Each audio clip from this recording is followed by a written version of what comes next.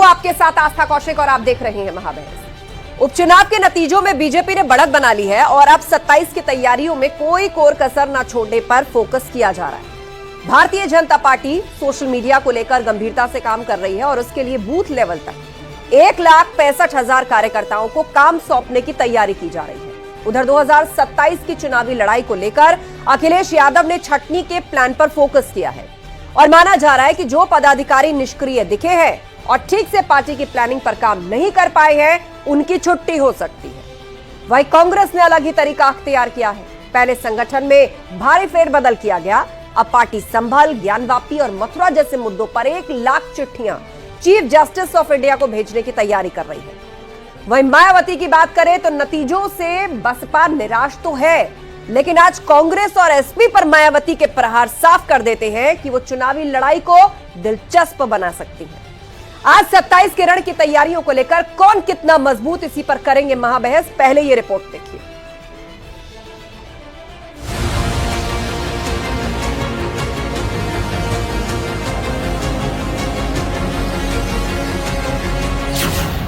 BJP करेगी तैयार social media सिपह सालार। लाखों लाख कार्यकर्ता पार्टी में अपना योगदान दे रहे हैं।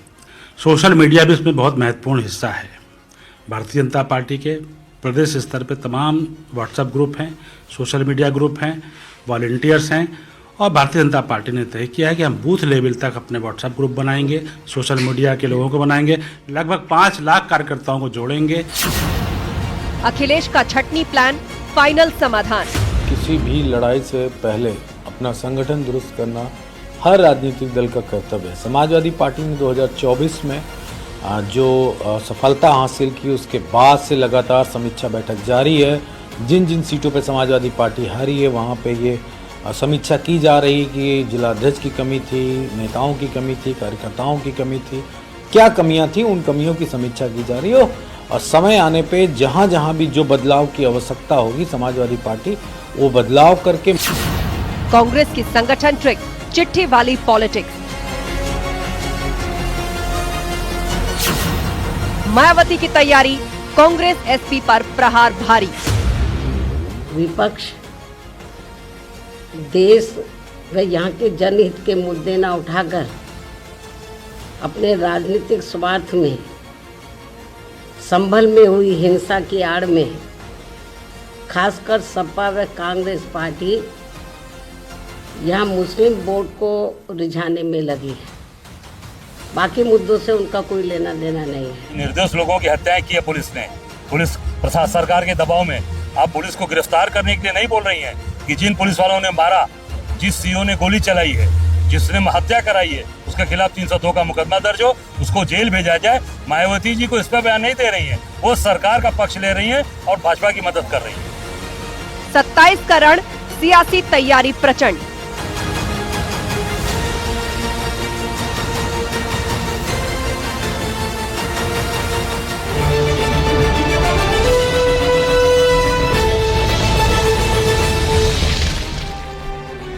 और वक्त महाबहस के सवालों का है जो अपने सभी पैनलिस्ट से आज हम पूछने जा रहे हैं। पहला सवाल, अखिलेश का छटनी प्लान, फाइनल समाधान।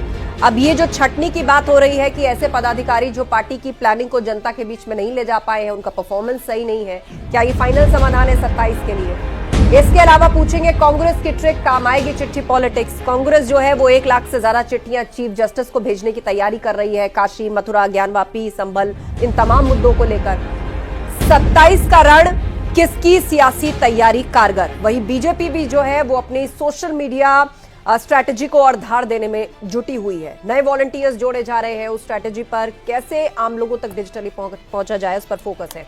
चर्चा के लिए आलोक अवस्थी जी हैं, बीजेपी प्रवक्ता हमारे बीच में, अशोक यादव जी सपा प्रवक्ता हमारे साथ जुड़ गए हैं, डॉक्टर अनु प्रसाद पासवान कांग्रेस की स्पोक्स पर्सन हमारे साथ है, साथ ही दलित चिंतक राजेश पासवान जी हैं, डॉक्टर परमवीर सिंह राजनीतिक विश्लेषक। आप सभी मेहमानों का बहुत बहुत स्वागत है।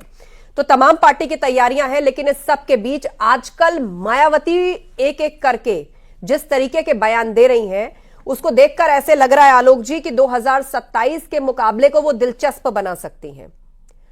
आज तो उन्होंने कांग्रेस और समाजवादी पार्टी को घेरा संभल मुद्दे को लेकर, यह कह के कि वो मुस्लिम समाज के अंदर लोगों को लड़वाना चाहते हैं, तुर्कों और मुसलमानों को लड़ाना चाहते हैं। बांग्लादेश के मुद्दे का भी जिक्र किया उन्होंने।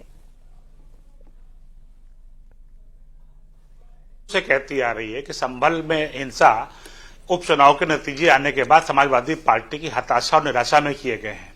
वहां पर तुर्क और पठान की लड़ाई बहुत पहले से है और समाजवादी पार्टी के सांसद पर वहां पर एफआईआर भी हुई है कि वहां पर हिंसा में उनका हाथ रहा है, भड़काने में रहा है। और आज तो मैं बयान देखा था रामगोपाल यादव जी का, उन्होंने स्पष्ट रूप से कांग्रेस के नेता राहुल गांधी को अपना गठबंधन का नेता मानने से इनकार किया। उन्होंने ये भी कहा कि राहुल गांधी हमारे नेता नहीं है, वोट खींचने की ताकत नहीं है उनके अंदर, और वह लगातार जिन प्रदेशों में उनकी सरकार है वहां पर भी सीट नहीं ले पाए। उन्होंने हिमाचल का उल्लेख किया, उन्होंने तेलंगाना का उल्लेख किया, उन्होंने कर्नाटक का उल्लेख किया कि वहां भी आधी आधी सीटें वो हार गए। तो स्पष्ट रूप से इंडिया अलायंस के अंदर रार हो गई है। अब वहां पर जो है लड़ाई चल रही है कि कौन नेता होगा। ममता बनर्जी ने पहले ही ठेंगा दिखा रखा है बंगाल के अंदर, उन्होंने कहा कि हम नेता नहीं मानते कांग्रेस को, और कांग्रेस को दोबारा सोचना पड़ेगा कि कांग्रेस अब कैसे अपनी रणनीति को उत्तर प्रदेश में चलाएगी, क्योंकि समाजवादी पार्टी अब कांग्रेस से हाथ झटक रही है। उसने पहले आरोप लगाया संभल जाने पर कि जो है ये फोटो अपॉर्चुनिटी के लिए जा रहे हैं, दिखावा कर रहे हैं, इनका संभल की हिंसा पर जो है कोई इनका जो है स्टैंड नहीं है, क्योंकि लोकसभा के अंदर जहां पर इस मुद्दे को उठाना चाहिए था वहां पर राहुल गांधी अडानी कर रहे हैं, वही समाजवादी पार्टी संभल कर रही है। तो सारे मुद्दों पे इन दलों का अलग अलग प्रभाव है और आज समाजवादी पार्टी रणनीतिक तौर पर भी भिन्नता है और विपक्ष को राजनीति में जिन मुद्दों पर जहां स्टैंड लेते दिखना चाहिए उसमें राहें अलग दिख रही हैं। अशोक यादव जी, रामगोपाल यादव का ये बयान, इसके बहुत मायने निकाले जाएंगे। इतने सीनियर लीडर स्ट्रैटेजिक आप लोगों के, और वो कह रहे हैं कि हम राहुल गांधी को गठबंधन का नेता नहीं मानते क्योंकि कांग्रेस का परफॉर्मेंस राज्य दर राज्य पुअर रहा है। गठबंधन का और कांग्रेस का अगर परफॉर्मेंस कहीं पुअर है तो हम लोग उसको बैठ के एनालिसिस कर रहे हैं कि कहां पे चूक हुई है। और इंडिया गठबंधन का कोई एक नेता नहीं है, इंडिया गठबंधन में सब नेता हैं अपने अपने दलों के। रह गई बात, जब बात प्रधानमंत्री पद के लिए होगी तो इसके पहले भी हम लोगों की बात हुई थी कि सारे गठबंधन के लोग मिलके उस चेहरे का चुनाव करेंगे।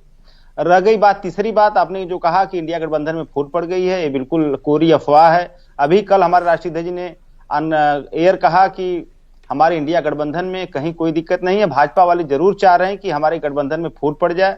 इसके लिए भाजपा पूरी तरह से प्रयास भी कर रही। चूंकि जो रामगोपाल यादव जी का, जो हमारे राष्ट्रीय महासचिव, उनका बयान आपने कोट किया, तो उनका बयान का बिल्कुल सीधा सीधा मामला यह है कि हमारे इंडिया गठबंधन में डेमोक्रेसी है, हमारे घटक दल हैं, समाजवादी पार्टी इंडिया गठबंधन की घटक दल है, और अपने बयान को उन्होंने रखा है। लेकिन इसका यह मतलब न निकाला जाए कि हमारे गठबंधन में कहीं कोई रार है या कहीं कोई टकरार है। इसका कोई दूर दूर तक कोई मामला नहीं है, क्योंकि 2027 लड़ाई जिन राज्यों में चुनाव हुए हैं वहां भी सीट शेयरिंग को लेकर मन मुताबिक संख्या आप लोगों को नहीं मिली है, और मध्य प्रदेश से इसकी शुरुआत हुई थी। उसके बाद आप देख लीजिए आपने कहां कितनी सीटें मांगी, महाराष्ट्र में आपने कितनी उम्मीद की, उससे पहले आपने राज्यों में चुनाव हुए कितनी उम्मीदें की, लेकिन ऐसा हुआ नहीं। और एक बार तो ऐसा लगा कि ये सीट शेयरिंग ही मुद्दा ना बन जाए आप लोगों के बीच में कि राहें अलग हो जाएं। बट लेकिन अब प्रोफेसर रामगोपाल यादव अगर ये कह दे कि हम तो राहुल गांधी को गठबंधन का नेता नहीं मानते, मतलब समाजवादी पार्टी जो है वो आपका जो भी क्रम होगा गठबंधन के अंदर पार्टी वाइज, उसमें कांग्रेस से खुद को ऊपर रख रही है, यही मायने है ना इसके? बिल्कुल, कांग्रेस पार्टी इंडिया गठबंधन की सबसे बड़ी पार्टी है। लेकिन मैं फिर यही कहूंगा कि इस गठबंधन में के नेतृत्व में अगर सरकार बनती है तो प्रधानमंत्री पद का चेहरा के लेकर के कांग्रेस ने कभी ये नहीं घोषित किया कि राहुल गांधी या कौन उनका चेहरा होगा। उन्होंने हमेशा यही बात कहा जो हमारे प्रोफेसर साहब ने कहा कि उसके लिए इंडिया घटक के सारे दल मिलके चुनाव करेंगे कि कौन उसका नेता बनेगा। तो वो बात कौन सी बात इसमें जब चुनाव लड़ जाएंगे, सीटें आ जाएंगी, उसके बाद जो तय होगा उसमें कोई राह अलग नहीं होगी। उसके लिए शायद कुछ कॉमन सोचा हुआ है सबने। नहीं, आस्था जी, जो मैंने आज रामगोपाल यादव जी की प्रेस कॉन्फ्रेंस में जो बाइट सुनी है और आपके चैनल ने दिखाया भी है, स्पष्ट रूप से रामगोपाल यादव जी ने अखिलेश यादव को नेता मानने से इनकार किया और ये भी कहा कि वो वोट नहीं निकाल पाते हैं, उनका जो है मध्य प्रदेश और छत्तीसगढ़ में खाता नहीं खुल पाया है। उन्होंने ये भी कहा जिन राज्यों में उनकी सरकारें थी वहां पर भी जो है हिमाचल में वो खाता नहीं खोल पाए और कर्नाटक और तेलंगाना में भी आधी से अधिक सीटें वो हार गए। अब इतना बड़ा आरोप लगाने के बाद अगर उनके प्रवक्ता अपने राष्ट्रीय महामंत्री, जिनको मैं मानता हूं कि रामगोपाल यादव की जो बात कही जाती है वो अखिलेश यादव की जबान होती है, उसको ये नकारना चाह रहे हैं, तो आप सपा की पार्टी लाइन मान सकते हैं, माना ही जाता है ऐसा। ठीक है, देखिए आस्था जी, हमारे राष्ट्रीय अध्यक्ष ने अभी कल यादव की बात को हमेशा माना जाता है। हमारे राष्ट्रीय अध्यक्ष जी ने अभी कल कहा है कि भारतीय जनता पार्टी चाह रही है कि इंडिया के गठबंधन में दरार पैदा हो, लेकिन हम लोगों का पूरा प्रयास है कि इंडिया गठबंधन मजबूती से अपना जो चलिए टारगेट ये सेट किया प्रयास हुआ पूछ लेते भाजपा हैं को हराने कांग्रेस का, से भी। उसको डॉक्टर अचीव अनु करें। प्रसाद पासवान हमारे बीच में, कांग्रेस की प्रवक्ता। डॉक्टर अनु बताइए, समाजवादी पार्टी की तरफ से प्रोफेसर राम गोपाल यादव ये कह रहे हैं कि राहुल गांधी को तो हम गठबंधन का नेता नहीं मानते, क्योंकि चुनाव दर चुनाव कांग्रेस का परफॉर्मेंस खराब होता गया है, कांग्रेस पार्टी कहीं भी सही से अपने आप को साबित नहीं कर पाई है। सबसे पहले आप सभी लोग को मेरा नमस्कार। देखिए आस्था जी, यहाँ पे हमारे समाजवादी पार्टी के प्रवक्ता भी उपस्थित हैं और उन्होंने भी लगातार एक ही बात कही है और हम भी वही बात कहते हैं कि इंडिया गठबंधन में ऐसी कोई भी बात नहीं है जिससे आगे चल के ये बात हो कि इंडिया गठबंधन में कोई दरार पैदा हो रही है। और रही बात रामगोपाल वर्मा जी के बयान की, तो उसके लिए समाजवादी पार्टी के प्रमुख रामगोपाल यादव, प्रोफेसर रामगोपाल यादव, हाँ जी प्रोफेसर राम गोपाल यादव जी का जो भी उन्होंने बयान दिया है उसके लिए सपा सुप्रीमो अखिलेश यादव जी ही उस पर प्रतिक्रिया देंगे कि उनके पार्टी के नेता ने इतना ऐसा बयान क्यों दिया। और रही बात हमारा गठबंधन, डायरेक्ट जो भी बातें होती हैं वो अखिलेश यादव जी से होती है और अखिलेश यादव जी और यादव कोई ऐसे वैसे नेता नहीं है, उनका कहा गया सपा की पार्टी लाइन ही माना जाता है। जी पार्टी के जो स्ट्रैटेजिस्ट होते हैं ना, उनमें से एक रहे हैं। नहीं आस्था जी, बहुत कम मौकों पर बोलते हैं, लेकिन जब बोलते हैं तो उसके मायने निकलते हैं। एक मिनट नहीं, मायने आप निकालिए और मायने भाजपा के लोग निकालते हैं। इसमें कुछ बहुत अलग निकालने की जरूरत नहीं, उन्होंने क्लियर कह दिया कि वो राहुल गांधी के नेता नहीं मानते गठबंधन का। अच्छा जी, या तो आप बोल लीजिए, मैं आपको स्पेसिफिक रख रही हूँ उस पर, क्योंकि आप पल्ला झाड़ रही है कि अखिलेश यादव ने कोई कमेंट नहीं किया है। तो प्रोफेसर राम गोपाल यादव कोई इधर उधर के नेता नहीं है, उन्होंने कुछ कहा है तो उसको पार्टी की लाइन समझा जा सकता है। अब आप मुझे बोलने देंगे कि आप बोलिए, मेरी बात अपनी रख लेंगी? बोलिए। जी बिल्कुल, मैं जो कह रही हूँ मैं अभी भी अपने शब्दों पे वही कह रही हूँ कि हम लोग जो शीर्ष नेतृत्व जो बातें कहती हैं और हमारे लिए इंडिया गठबंधन में समाजवादी पार्टी में हमारे लिए सबसे प्रमुख माननीय अखिलेश यादव जी हैं, उनका जो प्रतिक्रिया होगा हम उस पर प्रतिक्रिया दे सकते हैं। बाकी उनके शीर्ष नेतृत्व वो अपने पार्टी के अंदर क्या बातें करते हैं वो माननीय अखिलेश यादव है, वो कांग्रेस पार्टी का मुद्दा नहीं है, तो हम उस पर कोई प्रतिक्रिया देना नहीं पसंद करेंगे क्योंकि वो अखिलेश जी का मुद्दा है, उनके पार्टी के अंतर्गत मुद्दे हैं। अगर अखिलेश यादव जी कभी ऐसा कोई बयान देंगे तो हम बेशक उस पर प्रतिक्रिया देंगे, ये हम मान रहे हैं। बाकी आप क्या मायने निकाल रही हैं, भाजपा क्या मायने निकाल रही है। और रही बात भाजपा की, तो एक बात बताइए, अनुप्रिया पटेल जी ने तो स्पष्ट तौर पे यूपी सरकार के ऊपर और खासतौर पे योगी जी के ऊपर आरक्षण मामले पे तो पूरा मुद्दा एक चिट्ठी लिख डाली थी कि भाई वो यूपीएससी और बड़े बड़े आईएएस जितने भी एग्जाम होते हैं उसमें वो तो आरक्षण का आरक्षण लागू ही नहीं करते। जी मेरी आवाज आ रही है? जी जी बोलिए, 10 सेकंड पूरी कीजिए बात। जी एक बार उस बयान को चला दे प्रोफेसर रामगोपाल यादव को तो स्पष्टता हो जाएगी। नहीं, उनका ये कहना है, कांग्रेस पार्टी के प्रवक्ता का ये कहना है कि अगर अखिलेश यादव ऐसा कहेंगे तो हम प्रतिक्रिया देंगे, उसके अलावा कोई भी नेता सपा का बोले, चाहे वो कोई भी हो, तो वो उनकी पार्टी का इंटरनल मैटर है। आप अनुप्रिया पटेल जी की चिट्ठी पर भी प्रतिक्रिया थोड़ा ले लीजिए ना। है कि समाजवादी पार्टी के सबसे प्रमुख महामंत्री और वो महामंत्री संगठन भी हैं और उनके बयान पार्टी की नजीर और लकीर माने जाते हैं और वो पक्ष अगर रख रहे हैं तो हम उस बात को गंभीरता से लेंगे। कांग्रेस नहीं लेना चाहती है तो ना ले, लेकिन मैं आपसे अनुरोध करूंगा चैनल से कि वह न्यूज 18 जो है रामगोपाल यादव के उस वक्तव्य को चलाए, उस वीडियो क्लिप को चलाए, जिससे कि स्पष्टता हो जाएगी। जो आप दोनों लोग मिलकर मेरा समय जो बर्बाद कर रहे हैं, कहिए तो मैं भी यही काम करूं। अनु जी, दोनों आप किसका नाम ले रही हैं? दोनों में आप किसका नाम ले रही हैं? अगर आपका इशारा मेरी तरफ है तो मेरा काम है आप दोनों को बराबर समय मिले, और आप क्या कह रही हैं वो बात आलोक जी तक क्लियर पहुंचे, उनकी बात आप तक क्लियर पहुंचे। ठीक है, बाइक मेरे पास है, आप कहेंगे तो मैं सुनवा दूंगी, आप कहेंगे तो मैं सुनवा दूंगी, लेकिन कोई बात नहीं, आप कह चुकी है कि सिवाय अखिलेश यादव के आप लोग किसी की बात पर प्रतिक्रिया नहीं देंगे, यही कहा ना आपने। आप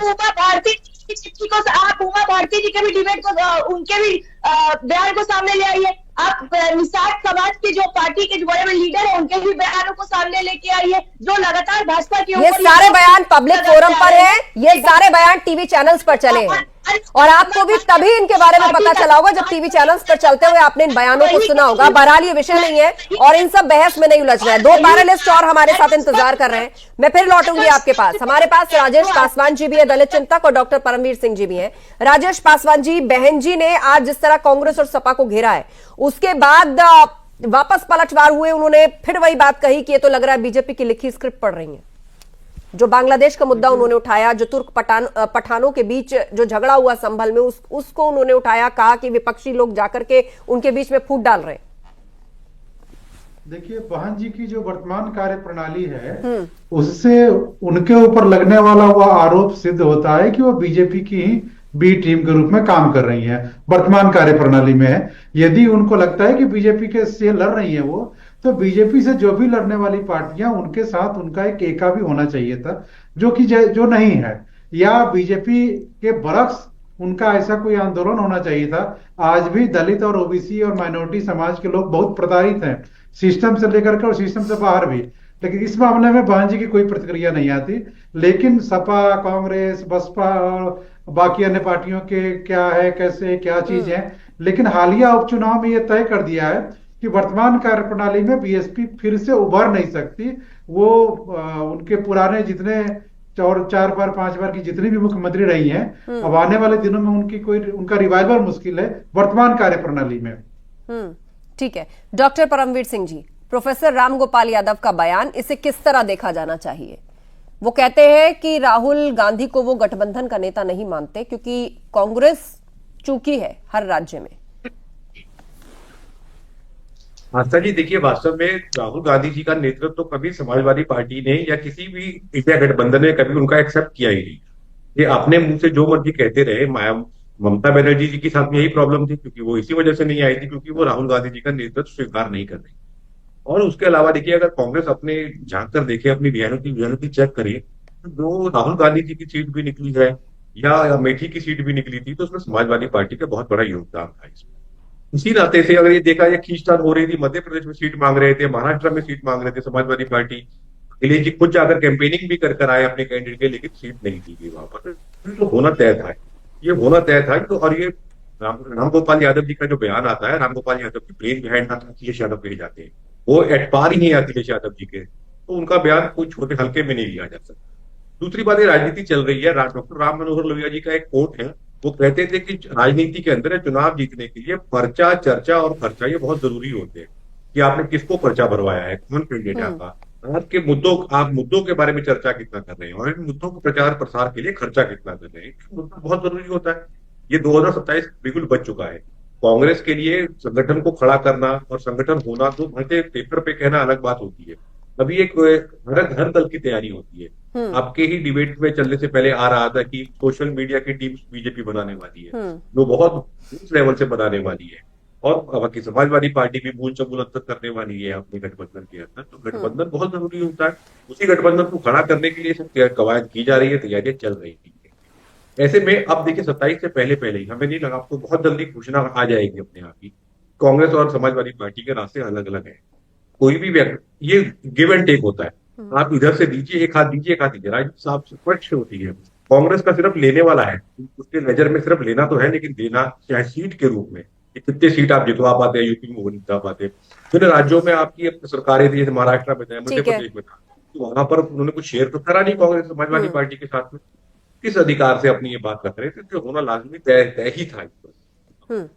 ठीक है, आलोक अवस्थी जी, आप बीजेपी जो है बूथ लेवल पर सोशल मीडिया की टीम को मजबूत करेगी। 27 की तैयारी आप लोग अभी से कर रहे हैं और बहुत से मुद्दे हैं, उपचुनाव में बहुत से मुद्दे आपके सामने आए, लेकिन ये जो संविधान हाथ में लेकर के सदन से सड़क तक मार्च हमें दिल्ली में भी दिख रहा है, हमें विधानसभाओं के सदन के दौरान भी दिख रहा है, और किसी भी आंदोलन में जब नेता पहुंचते हैं तब भी दिख रहा है। तो ये संविधान बचाओ की लड़ाई तो 27 तक चलेगी। विपक्ष के मुद्दों में ये मुद्दा सबसे ऊपर है।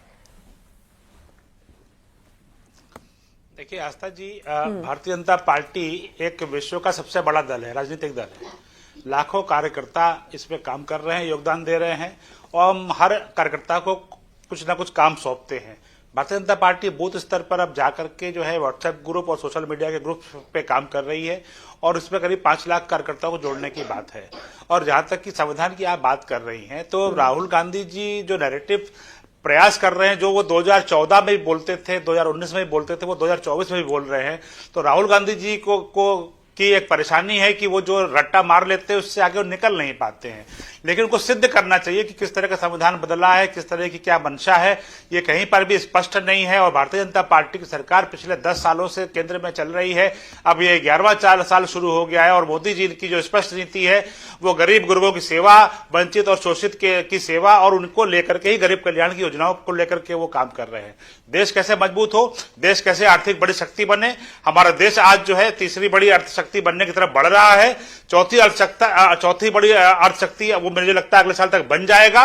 और यह एक सबसे बड़ा हमारे पास जो उद्देश्य है कि भारत कैसे आगे बढ़े, मोदी जी उस पर काम कर रहे हैं। राहुल गांधी जी कोई किताब कॉमिक्स बुक लेके घूमते रहते हैं तो उसका कोई इलाज हम नहीं कर सकते हैं, क्योंकि जनता से जुड़ा हुआ कोई मुद्दा लेके चलते नहीं है, वो एक अलग फैंटेसी में चलते हैं। कभी वो जॉर्ज सोरोस की बात चलते हैं, कभी वो जॉर्ज सोरोस के टूल किट पे काम करते हैं, कभी जो है वो विपक्ष के जो लेफ्ट वाला जो ग्रुप है उसकी बात लेके चलते हैं। ठीक है, लेकिन जनता से जुड़ा हुआ कोई मुद्दा ऐसा नहीं राहुल गांधी कहते हैं जिससे कि वो डॉक्टर अनुप्रसाद जी, संविधान की प्रति को आपने चुनावी मुद्दा बना रखा है, लेकिन कहां संविधान का उल्लंघन हुआ है, कहां इसके विपरीत जाके काम हुआ है, वो आप लोग गिना नहीं पाते, उसका तथ्य आप लोगों के पास नहीं है। तो ये एक नैरेटिव है, संविधान खतरे में, संविधान खतरे में।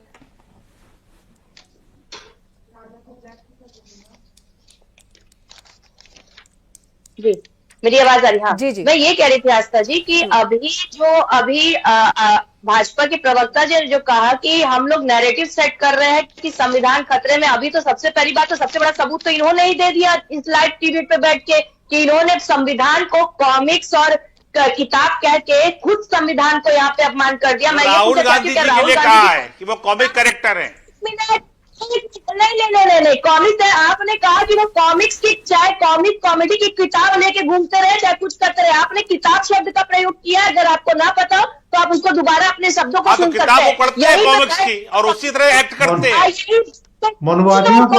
तो राहुल गांधी पहले अपना नेचर सुधारे, अपना स्वभाव सुधारे। राहुल गांधी पहले जो है एक नेता बनने की काबिलियत ले, समाजवादी पार्टी ने उनके नेता बनने पर सवाल खड़ा कर दिया है। एक सेकंड, किताब बोल रहे हैं तो यहाँ पे सबसे बड़ा अपमान जो संविधान का, ये खुद लाइट इवेंट बैठ कर रहे हैं। और रही बात ये उल्लंघन क्या है, आप मुझे ये बताइए। मुझे लगता है आप शब्दों से खेलना चाह रही हैं, लेकिन ऐसा कुछ नहीं है। भारतीय जनता पार्टी संविधान की इज्जत करती है, संविधान के पालन के तहत सरकार चला रही है, देश के अंदर संविधान का राज है। ठीक है, राहुल गांधी कॉमिक कैरेक्टर है और कॉमिक लेकर के घूमते हैं। हाँ, अनु जी बात पूरी कर लीजिए, बात पूरी कर लीजिए, मैं काउंटर करवाऊंगी, फिर मौका दूंगी इसका। हाँ, मैं बात ही तो पूरी करी, पर भाजपा प्रवक्ता क्योंकि वो गलत बोलिए, वो शांत है, आप बात पूरी कीजिए। जी, मैं ये कह रही हूँ। और रही बात संविधान की उल्लंघन की, तो एक बात बताइए, इन्हीं के घटक दल जो अनुप्रिया पटेल ने लगातार उत्तर प्रदेश जो लेटर लिख डाला था कि इन्होंने आरक्षण का कहीं से भी लागू नहीं कर रहे हैं, SC OBC के आरक्षण को मारने का प्रयास कर रही है उत्तर प्रदेश की सरकार। ये लगातार 69,000 जो भर्तियों में, ठीक है अनु जी, लास्ट 1.5 मिनट का वक्त मेरे पास है। आलोक जी, ये संविधान की बहस और लड़ाई ये 27 तक जारी रहेगी, सबके तेवर कम से कम यही बता रहे हैं, बोलिए। देखिए, भारत में जो विकास गाथा चल रही है नरेंद्र मोदी जी के नेतृत्व में, उसको तो कोई रोक नहीं पा रहा है, ना ही कोई रोक पाएगा। समाजवादी पार्टी हो या कांग्रेस हो और चाहे अन्य पार्टियां हो, वो सिर्फ नरेंद्र मोदी जी को गाली देने का काम, फेक नैरेटिव सेट करने का प्रयास, विदेशी टूल किट के आधार पर अपने मुद्दे बनाने का प्रयास, लेकिन ये सारे मुद्दे देश की जनता नकार देती है। और इस समय भी आपने महाराष्ट्र का चुनाव देखा, इसके पहले हरियाणा का चुनाव देखा, इसके पहले देश का चुनाव देखा। तीसरी बार आज जनता ने मैंडेट जो है नरेंद्र मोदी जी को दिया है, और नरेंद्र मोदी जो है लगातार गरीब कल्याण की योजनाओं को लेकर के गरीबों को उत्थान कराने के लिए आगे बढ़ रहे हैं। रोजगार उत्पन्न हो रहा है, औद्योगिकरण हो रहा है, देश की रक्षा पंक्ति सुदृढ़ हो रही है, और विश्व के अंदर भारत विश्वगुरु के रूप में जो स्थापित हो रहा है, यह हमारी उपलब्धि है और हम इसको छोड़ेंगे नहीं। राहुल गांधी जरूर एक कॉमिक कैरेक्टर है, कॉमिक्स पढ़ते रहते हैं और कॉमिक्स के टूल किट पे काम कर रहे हैं, मुझे ऐसा ही लगता है। आप संविधान को कॉमिक्स की किताब बोल रहे, आप कह रहे हैं कि हमने, देखिए, एक दूसरे के शब्दों को उठाकर, बातों को उलझा करके, बहरहाल जनता तक जो मैसेज आप लोगों को संविधान के लिए देना है, उसके लिए आगे अभी बहुत से चुनाव मंच आप लोगों को मिलेंगे। हमारे बीच में दलित चिंतक राजेश पासवान जी हैं, वो लगातार अपनी बात को कह रहे थे। राजेश पासवान जी, 30 सेकंड। मैं कह रहा हूं संविधान खतरे में नहीं है, संवैधानिक मूल्य खतरे में है। संवैधानिक मूल्य नष्ट हो रहे हैं। संवैधानिक मूल्यों, संविधान ने जिन संस्थाओं को बनाया था वो संस्थाएं खत्म हो रही हैं। संसद में डिबेट नहीं हो पा रहा है, सांसद निष्कासित हो रहे हैं, फर्जी तरीके से बहसें की जा रही हैं, और अध्यात्म धर्म जो कि लोकतंत्र के लिए सबसे बड़ा खतरा था, वो पूरे देश में धार्मिक उन्माद पैदा किया जा रहा है। और बीजेपी के प्रवक्ता आलोक जी कह रहे हैं विश्वगुरु नहीं, विश्वगुरु बन रहा है भारत आपके धार्मिक उन्माद पैदा करने के कारण। आलोक जी, लास्ट कमेंट, आपके रिमार्क्स। देखिए, अब मुझे नहीं पता ये किस विचारधारा से प्रेरित हैं, लेकिन अगर ये दलित विचारक हैं तो इनको ये देखना होगा कि भारतीय जनता पार्टी ने दलित राष्ट्रपति दिया, आदिवासी राष्ट्रपति दिया, उसका विरोध किया सारे पार्टियों ने। और जहां तक बाबा साहब अम्बेडकर के नाम के ऊपर हम लोगों ने यूपीआई स्कीम, जो सबसे बड़ी स्कीम है, उसको भीम ऐप नाम दिया। बाबा साहब अम्बेडकर के पांचों जुड़े उन्होंने पेशेंस के साथ आपकी बात सुनी, तीर्थ के रूप में हमने स्थापित किया। ठीक है, राष्ट्रपति बनने के बाद भी वो आपके लिए दलित के रूप में हमने स्थापित किया है। और मुझे लगता है कि जनता भारतीय जनता पार्टी को लगातार समर्थन इसीलिए दे रही है। फॉल्स नैरेटिव कभी चलता नहीं है, इसीलिए राहुल गांधी का भी नेता नहीं। चलिए, कम से कम जो उत्तर प्रदेश के उपचुनाव के नतीजे आए हैं और जो महाराष्ट्र में प्रचंड जीत भाजपा की हुई है, जिसके बाद भाजपा के पास ये कहने की वजह है कि जो डबल इंजन की सरकार वाली बात हो या विकास की बात हो या फिर उसके विजन की बात हो, कम से कम जनता बड़े पैमाने पर उसके साथ अबली खड़ी है। आप सभी पैनलिस्ट का बहुत बहुत धन्यवाद चर्चा में शामिल होने के लिए। तो बीजेपी अपनी सोशल मीडिया टीम को बूथ स्तर तक मजबूत करेगी तो समाजवादी पार्टी से कई पदाधिकारियों की छुट्टी हो सकती है, जो कि पीडीए के उनके प्लान को पूरी तरह जनता के बीच में नहीं ले जा पाए। कांग्रेस का भी अपना तरीका है, संगठन में भारी फेरबदल किया गया। अब संभल, ज्ञानवापी, मथुरा जैसे मुद्दों पर 1 लाख चिट्ठियां चीफ जस्टिस ऑफ इंडिया को भेजेगी। मायावती की बात करें तो उन्होंने कांग्रेस और एसपी पर प्रहार किया है और संकेत दिया है कि चुनावी लड़ाई दिलचस्प हो सकती है। कुल मिलाकर ये सारी रस्साकशी और ये दिलचस्प लड़ाई जो है वो 2027 के चुनावों को और ज्यादा इंटरेस्टिंग बनाएगी। महाबहस में इतना ही, खबरें जारी हैं, आप बने रहिए हमारे साथ।